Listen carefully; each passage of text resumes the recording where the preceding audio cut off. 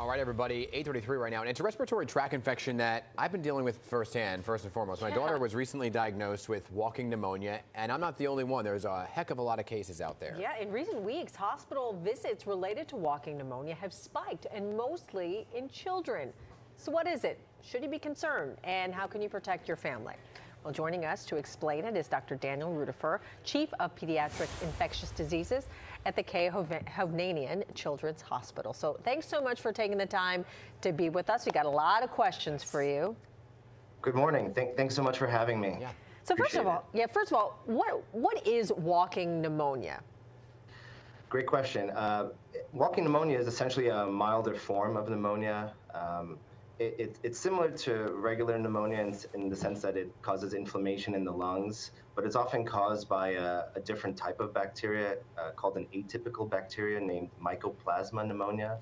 And while regular pneumonia, bacterial pneumonia, is often quite serious and can require hospitalization, walking pneumonia often presents with less severe symptoms, hence the name walking. Essentially, children can go around walking, carrying about their regular day, but have this lingering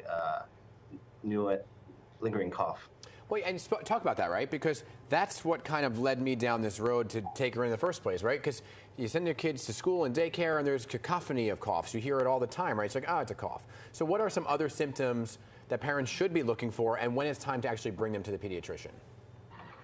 Again, great question. I think it has to do with the duration of the cough. Yes, many infectious coughs can linger for several days, and that's absolutely within the realm of normal.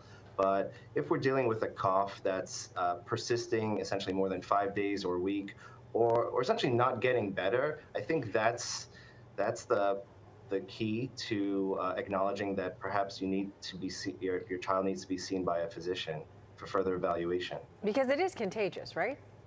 Absolutely. It is absolutely contagious, and it's sneaky because there are many kids who walk around and do relatively well and oftentimes don't even require treatment for the infection, but there are a good portion of kids who absolutely do need therapy, because an antibiotic, a Z-Pak essentially, and to alleviate their symptoms. Because obviously it can get worse if you don't do that, right?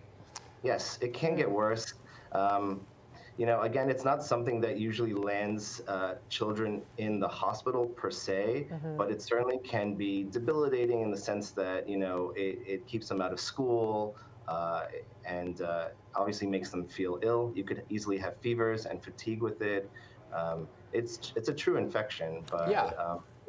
So I guess, you know, for parents, what's the appropriate time period to keep them home before sending them back, right? Because then they start the antibiotics, and you're like, okay, is it safe to go back? Now, that's the big question, because you obviously don't want to spread it, and these things are highly contagious, and then everybody in the classroom has it.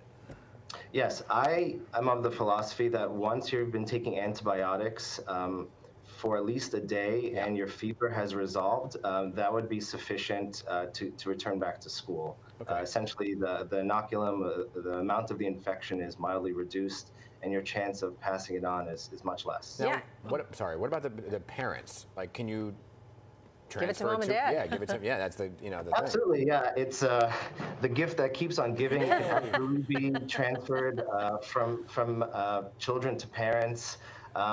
You know, when I see a child that presents for the workup of this infection, I don't necessarily treat the parent, but if the parents are having symptoms, my threshold to treat them is low. You know, it's very likely that they're just receiving the same infection from their kids. So essentially, the message is, if they are symptomatic, it is worth treating other family members, for sure. As I move farther and farther away from Dan here on the desk. I went to get. Here's a good question though, because I got tested, right, and the X-ray and all the workup, and it was negative. Well, I think I need a little bit more clarity about the workup. There's a lot of different ways to do it.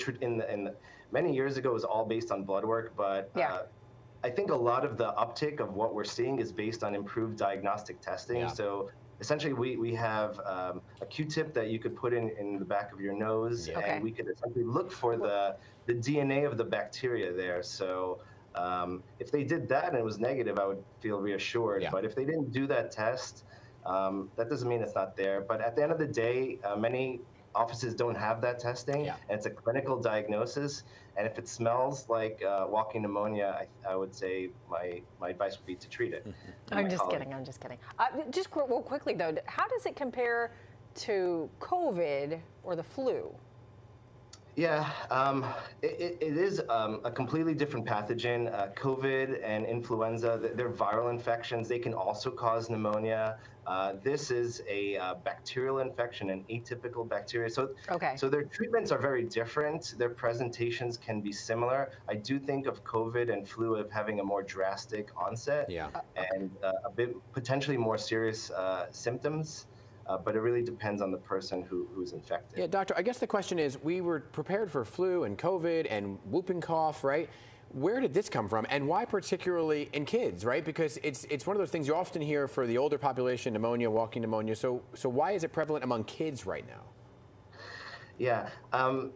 This infection has been around for a long time. I think historically it's just been treated clinically just based on symptoms, but I think with the improvement in the diagnostic techniques, a lot of offices now can test for this, that we're actually seeing more positive cases, and essentially it helps the medical world in terms of treatment. So it's hard, and the other thing is it's not a nationally reportable infection like some other vaccine preventable illnesses, so our numbers are not great. So every time I see numbers, I interpret it with a grain of salt because I think the numbers are often higher. But yeah, at the same time, there's no doubt there's an uptick. Anecdotally, our hospital has also seen more cases. And I think it's also a combination of, the removal of all the heavy COVID restrictions that we had, increased close contacts, decreased masking. Yeah. All right. Well, Dr. Rutherford, thank you so much for your time this morning. We appreciate it. Stay healthy out there. Same. Thank you so much. Appreciate your time. Bye-bye.